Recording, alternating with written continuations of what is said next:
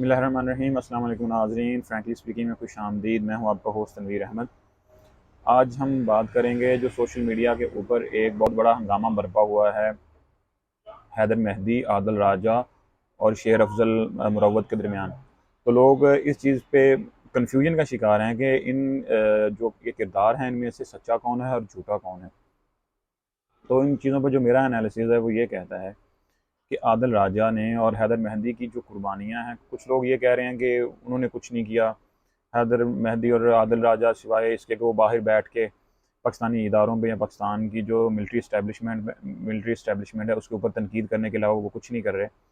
और वहाँ पर वही कुछ लोग जो कह रहे हैं कि जो शेर अफजल मुरव्वत है, जो उनका इल्ज़ाम है, जो हैदर मेहदी आदिल राजा हैं उनका जो इल्ज़ाम शेर अफजल मुरव्वत पर वो ये है कि इतना कुछ हो जाने के बावजूद जब पीटीआई पे बहुत ज़्यादा शदीद किस्म का क्रैकडाउन हो रहा था और सब लोग रूह पोश हो चुके थे, तो शेर अफजल मुरव्वत को क्यों गिरफ़्तार नहीं किया गया, इसे खुली छूट क्यों दे दी गई।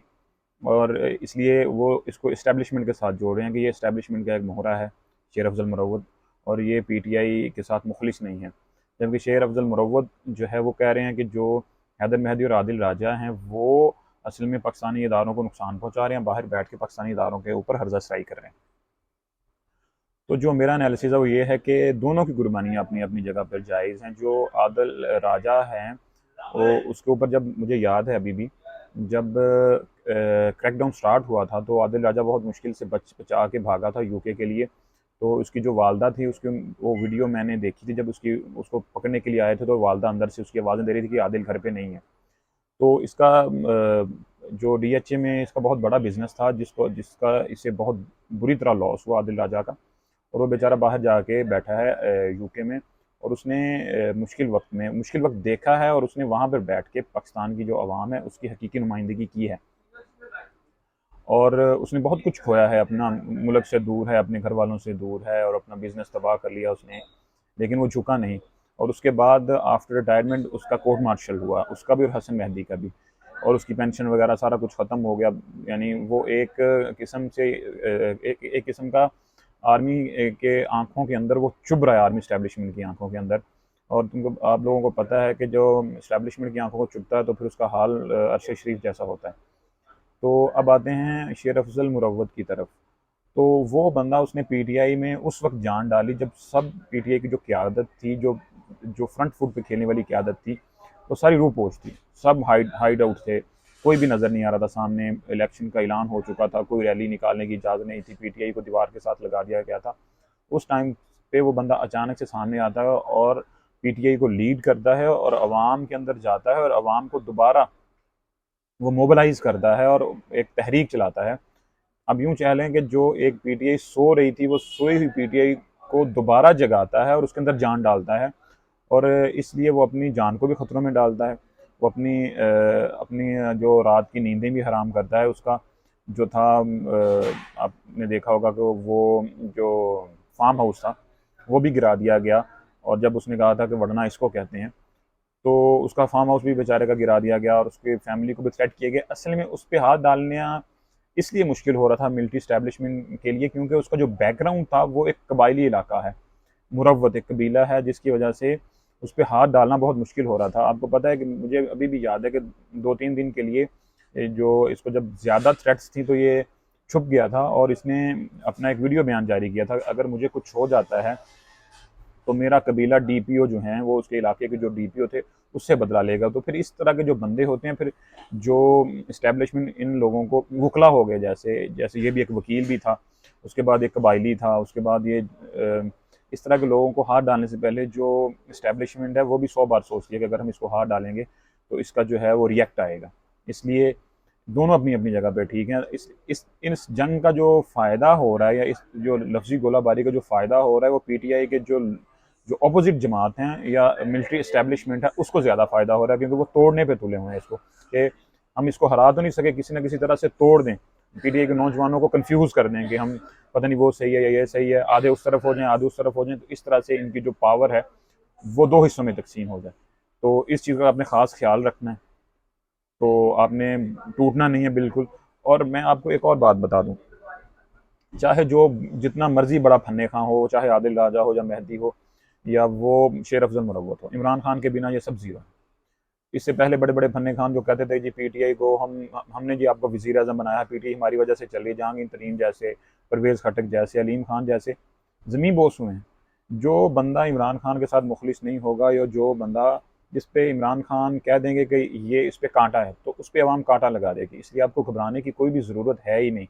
जब तक इमरान खान बैठा है, जो उसके साथ लग के रहेगा, उसके साथ मुखलिस रहेगा, वो अवाम की नज़रों का, आंखों का तारा है। और जो उसको छोड़ जाएगा फिर वो मिट्टी हो जाएगा। ये आपने अपनी आंखों से ये एक्सपीरियंस देखा है कि जहांगीर तरीन जो कहता था जी मेरे जहाज़ चले हैं जी हुकूमत बनाने में, अलीम खान कहता जी मेरा पैसा लगा, परवेज़ खट्टक कहता जी मैंने इमरान खान को वज़ीर आज़म बनाया था, और आज वो अपनी एक एक सीट भी नहीं जीत सके। तो ये सब हो रहा है। तो अब अगला जो मामला है वो है असद तूर और इमरान रियाज खान का। इमरान रियाज खान कोर्ट में जाता है, वो कहता है कि मैं जी पैदा गलत हो चुका हूँ, मैं नहीं झुक सकता। जब एक नज़रिया किसी इंसान के अंदर दाखिल हो जाता है, या जो किसी इंसान के अंदर वो नज़रिया पूरी तरह वो नज़रियाती बंदा हो जाएगा, तो फिर उसको पता है कि आखिर एक न एक दिन मरना तो है सब ने। जब सबसे बड़ा खौफ इंसान को किस चीज़ का, सबसे बड़ा खौफ है इंसान को मौत का। जब मौत का खौफ किसी इंसान के दिल से निकल जाए ना, तो फिर समझ लें कि वो जो नज़रिए पे खड़ा है उसको फिर कोई उसकी जगह से नहीं हटा सकता। आप उसको डराएं, धमकाएं, उसे मार दें, हटा के वो अपने नज़रिए से पीछे नहीं हटेगा। जब जिस इंसान को, जिसे हक पसंद आ गया ना, जो हक परस्त हो गया, तो फिर वो कभी पीछे नहीं हटेगा। असद तूर को किस चीज़ की सज़ा दी जा रही है जी? उसको सज़ा दी जा रही है जी, हमारे जो चीफ जस्टिस साहब हैं जी, उनकी शान में गुस्ताखी की है उसने। इससे पहले जब वो चीफ जस्टिस नहीं थे, जो असद तूर उनकी आंखों का तारा हुआ करता था, क्योंकि वो असद तूर ये समझता था कि जो काजी फायद ईसा साहब हैं, वो जी आइन के बहुत बड़े चैम्पियन हैं। वो जब चीफ जस्टिस बनेंगे तो वो जी कठपुतली, जो हमारी जो कठपुतली बन जाते हैं हमारे चीफ जस्टिस साहब, उसी तरह वो रिएक्ट नहीं करेंगे। वो बड़ा अच्छा रिएक्ट करेंगे, वो आइन और कानून को लेके साथ लेके चलेंगे, वो इस्टेब्लिशमेंट के हाथों यरगमाल नहीं होंगे। लेकिन जब उन्होंने देखा कि जब चीफ जस्टिस साहब आए हैं तो वो वही फैसले कर रहे हैं जो सूट करते हैं मिलिट्री इस्टेब्लिशमेंट को, तो फिर उन्होंने उन पर तनकीद स्टार्ट की कि आपने ऐसे किया, ऐसे कर रहे हैं आप, ऐसे कर रहे हैं आप, ऐसे कर रहे हैं। अब वो फैसले कर रहे हैं जो आइन और कानून के खिलाफ हैं और जो इस्टेब्लिशमेंट को सूट करते हैं। तो फिर चीफ साहब को गुस्सा आया। चीफ साहब ये चाह रहे थे कि मेरे गुण गाए जाएं, आइन और कानून के गुण ना गाए जाएं। और असद तूर एक आइनी और कानूनी बंदा, उसने जब देखा कि ये सब गलत हो रहा है, तो उसने उस पर कहना शुरू कर दिया कि ये गलत हो रहा है। तो इसलिए उसको पकड़ के ले गए, एफ आई ए के हवाले कर दिया।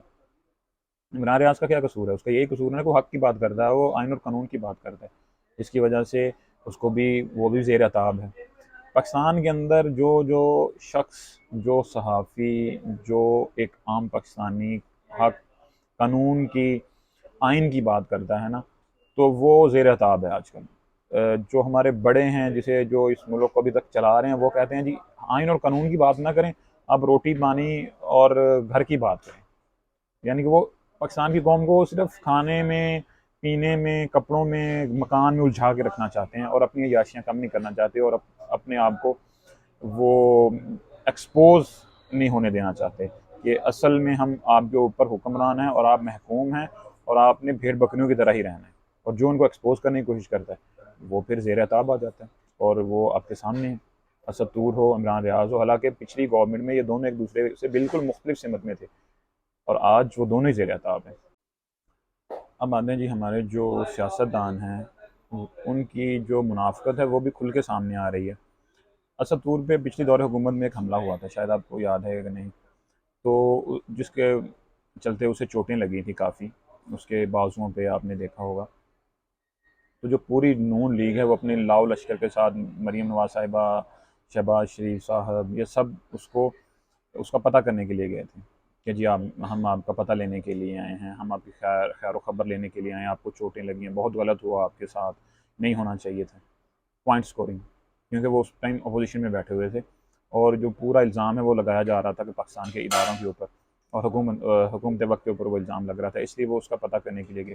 आज जब मरीम नवाज साहिबा सीएम पंजाब बन चुकी हैं, उनके दौर में जब असद तूर को गिरफ़्तार किया जा रहा है और उनको एक इंतकाम का निशाना बनाया जा रहा है, वही मरीम नवाज साहिबा चुप हैं।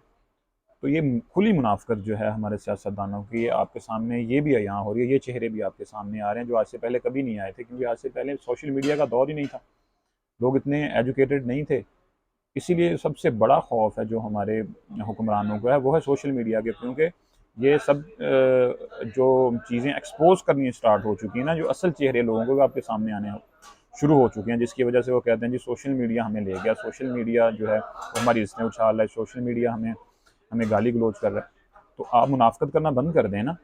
आप जैसे पहले उनकी खैर खबर लेने के लिए गए थे, आज भी देखें आपके दौरे हुकूमत में उसके साथ क्या हो रहा है, वही असद टूर है, वही वो बात कर रहा है आइन और कानून की, और आज आप चुप करके बैठे हुए हैं क्योंकि आज कल वो आपको सूट कर रहा था, आज उसका बयानिया आपको सूट नहीं कर रहा। इसलिए तो ये मुनाफ़क़त, जो खुली मुनाफ़क़त है, ये छोड़ेंगे तो बात बनेगी, वैसे नहीं बात बनेगी। चाहे आप लाहौर के वाईफाई छोड़ के आप पूरे पाकिस्तान के वाईफाई फ्री कर दें और जो मर्ज़ी कर लें, फिर इस तरह अगर मुनाफ़क़त करेंगे तो नौजवान कभी भी आपको पसंद नहीं करेंगे।